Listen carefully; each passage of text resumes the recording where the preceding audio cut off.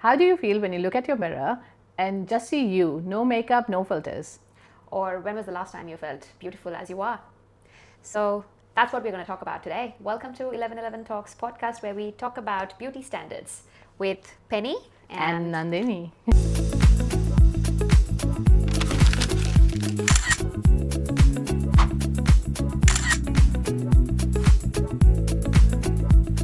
So why is this even a topic, right? Let's yeah. just talk about how it all started. Yeah.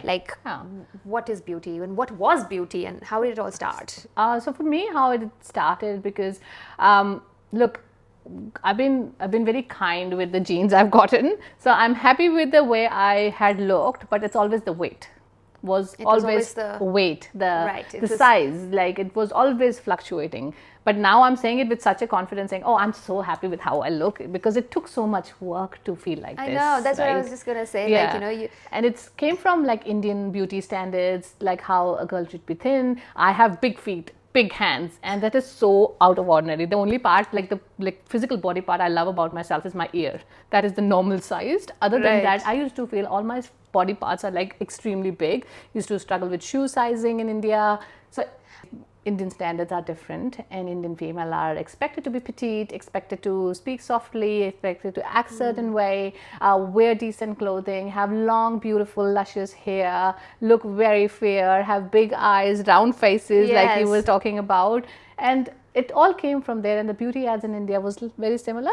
Yeah, it's like a lot of... was it like that for you? Yes, 100%. Like I think the beauty standards, when I was growing up, I don't think much has changed, but it is changing. I can see in movies or even actors are consciously making those choices to not promote a certain, like a cosmetic brand or something that says a certain thing. But, I'm so glad Fair and Lovely is out of trend completely. Yes. It wasn't. Like, now we are 30 and above, but 30 years ago or 10, 20 years ago, when you're younger and you're told, like, how can an Indian person be as white as someone like from the US or from somewhere else, like England, London, wherever they are. Like it's completely different. It's impossible for an Indian person to be a different color than brown. Like we are brown. We have if your parents are brown, then we are going to be brown. Exactly, unless I don't like the word brown. I don't know why. It's like we, because it comes with so much negativity for us, right? Like and I like being brown actually. I like it. Like I don't like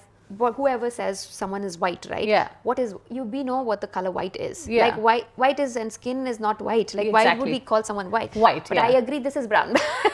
Yeah, not like we can call ourselves caramel colored. Like I'm caramel. And I don't mind being brown, but it's just the stigma around it. Like that's what I like. It just triggers something in my head. Kind of the narrative that's around being brown. Do you remember the matrimonial ads that they used to have in India, looking for a fair girl, looking for a fair girl, slim girl? And I despise that. Like I just don't like it at all now. But again, see, that was the thing. When I moved from outside of India, I moved to New Zealand, and I started seeing that it's okay. Like people started appreciating the way you look. Yeah, like we were like if we were darker in India, we are exotic here. Like it is so cool to be brown here. This is so cool. It's like they're tanning themselves out in the sun. They're putting tan creams on. There's like a whole spa bars like that has tanning booths in it that you go and stand in, and they actually have the color brown. They want to look brown. And go figure, like India had it all wrong. So Indians who are brown trying to be white, and white who are white, they're trying to be brown. Yeah, basically we're just chasing something what is not with us. Like, we're constantly chasing something outside. Outside us. It's like you constantly want what you don't have rather than appreciating what you do have, and which is beautiful. Yes, and I agree that everybody is beautiful and in their own ways, right? But someone might be more attractive than some. Like for some eyes, like you can be more attractive to someone and not less attractive. It gets into like a part of like it's like they're your type, like you just you can't be everybody's cup of tea. Like you don't need to be anyway. It's impossible to be. Like I mean, if you are, then that means you don't have a personality. Like exactly, and it's a good thing that you're not everyone's cup of tea. Yeah. Yes, and I am going to get the iPad out because we have noted down some questions. Was how did we perceive beauty when we were in our 20s? Right. my beauty stand, like, so I have very curly, coily hair. So it's very hypocritical of me not to own it today, especially today when I'm talking about beauty standards. But it's not planned. I just had them straightened for the weekend event. But anyway, so I have very coily, curly hair, and I was very active and stuff. So the stamina wasn't the issue, but it's actually I was a little bit chubbier than my cousins and have curly hair, brown hair. I got bullied. So when I was little, they used to call me Angrez. Angrez. Angrez means Angrez, like white. I mean, white. English. English. Yeah. So in India, when English British, it comes from that. Like, and I used to look very white with brown hair.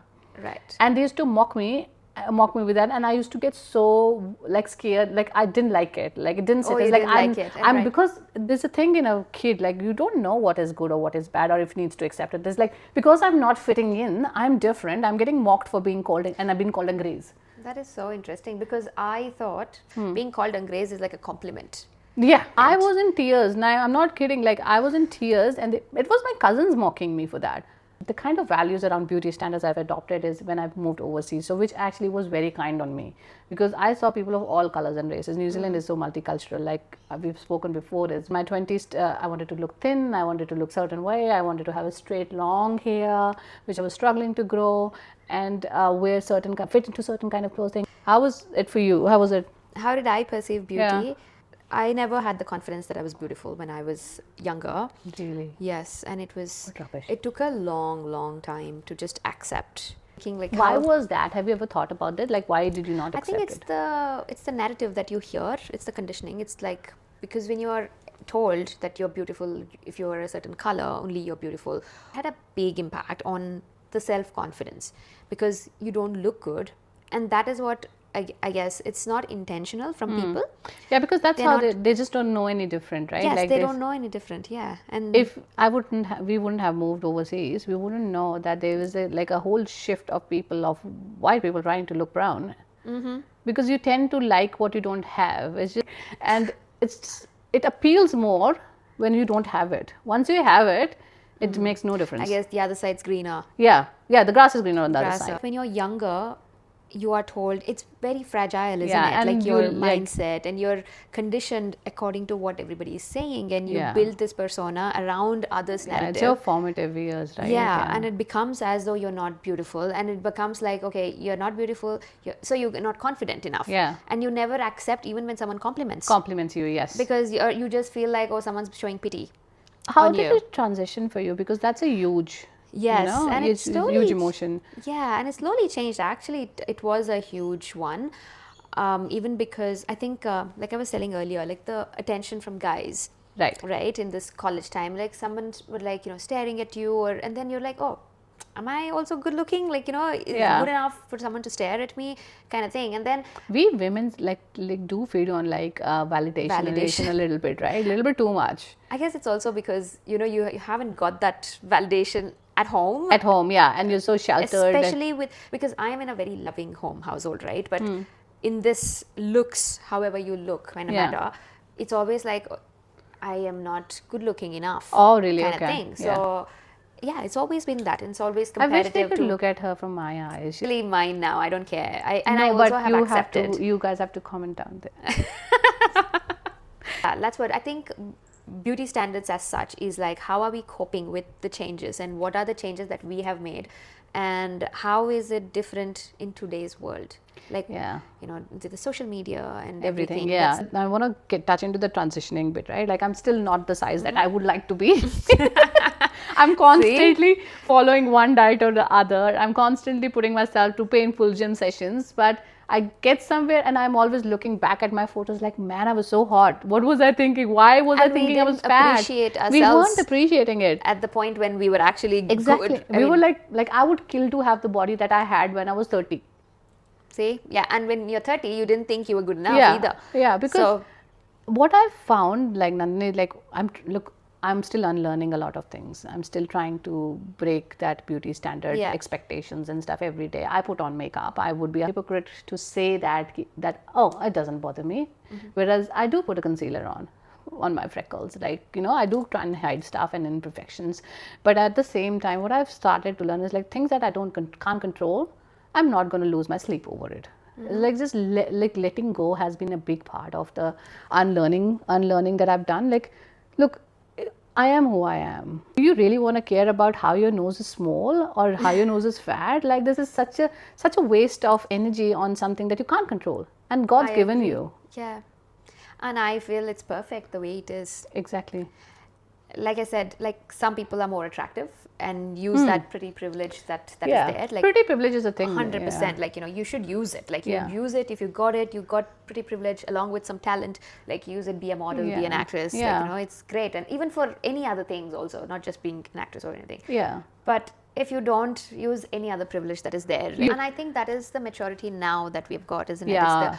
And it's all these insecurities it's all of these are insecurities. It is insecurity. Like, we are told certain things and we believe that validation constantly, like and all of this that we are talking about, whatever the beauty standards is, like, it's all the insecurities about how we look, and all of these insecurities come from what the society thinks, right? It's not just what we think, it's also what the society thinks, and we try to fit in and we don't fit in. We want to look a certain way, and we're like, oh, and something cannot be changed, like you said. Like, how do I change my color? How do I change my nose? Unless now you can do anything you want, surgery, and you get your nose job done and all of that. But that is the beauty standards today, in today's world. Like, people are getting things done. There's so much you can do today. Like, you can have eyelashes and eyebrows laminated. There are these baseline things that you do to look a certain way, like, to look presentable. Like, I think we fit into that, like, where basic things where we put our eyeliner or a you makeup, put a little bit of lipstick, and you put a little bit of makeup, and you look presentable. But there are people who do small changes, temporary changes, like lip fillers, right? Yeah, lip fillers or eyebrows or lash lifting, or Botox. Botox, yes. Yeah. Or there are people who change their entire features, like, they do surgery and they get implants and all of that. Yeah, or fat removal surgeries for that matter. Like, they go through whole heaps of when we look at social media, it just feels like, oh, everyone's perfect. Like, look at their eyelashes, look at their lips, look at their nose and everything. But it's all, they work on it. They pay money to get that perfection. Like, it's not everybody's like that. I'm not really opposed to making things better.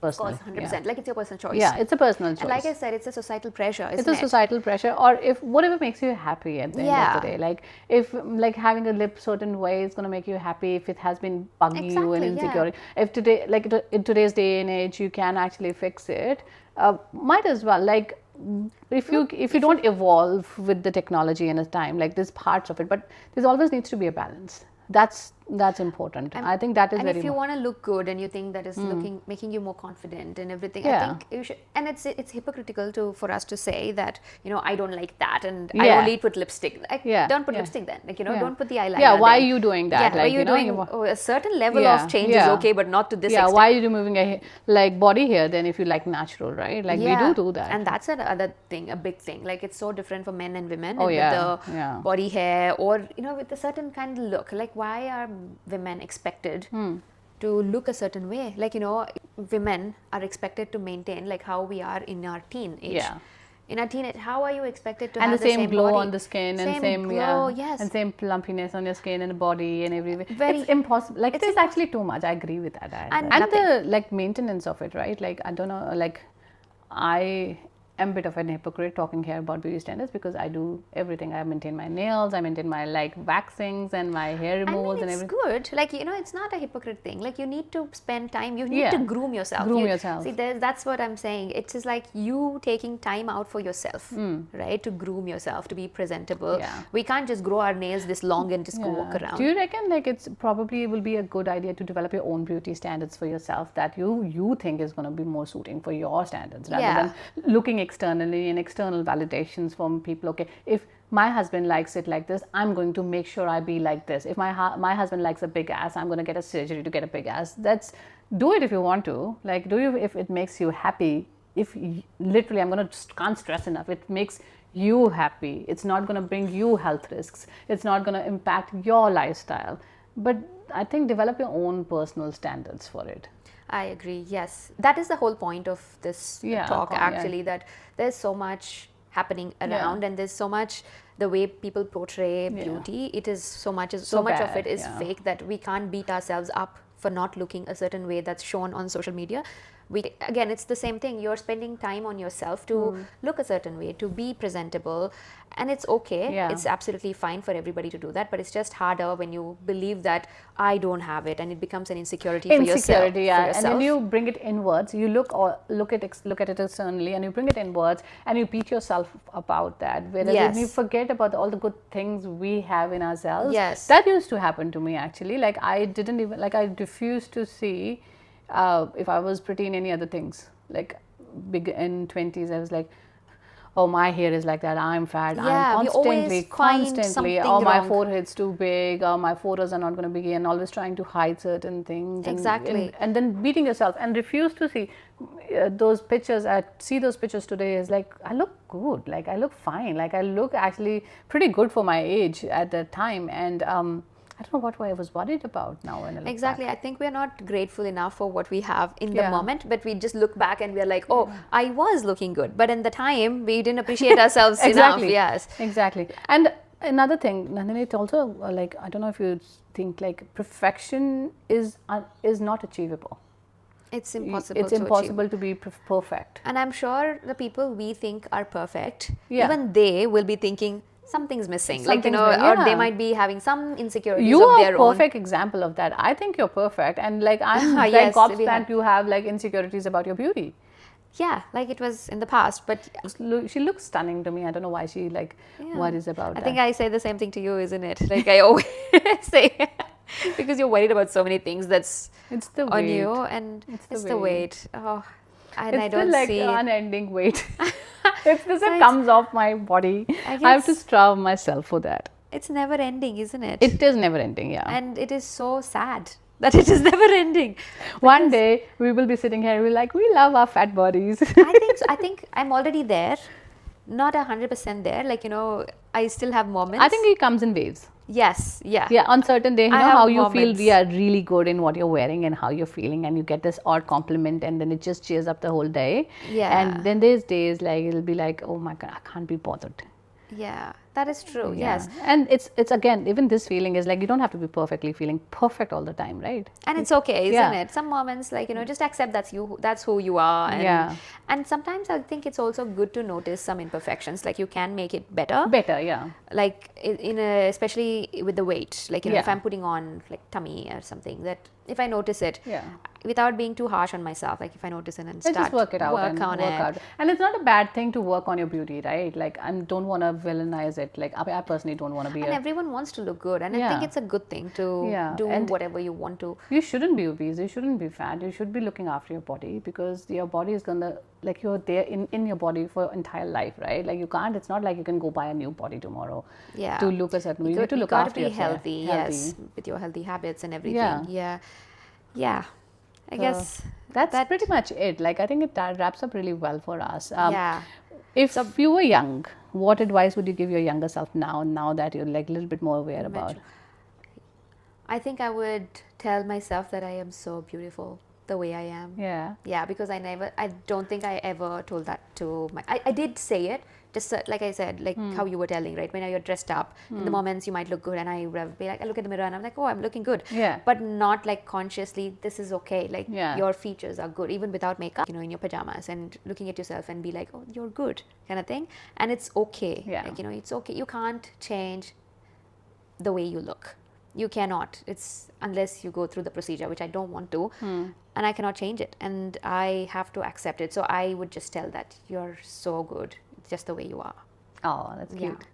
And what would you say to your younger self? To my younger self, I was like, girl, stop worrying about your weight. There's so much beautiful things you're gonna do in your life. This will be the last thing you'll remember, how your hair looked in this picture.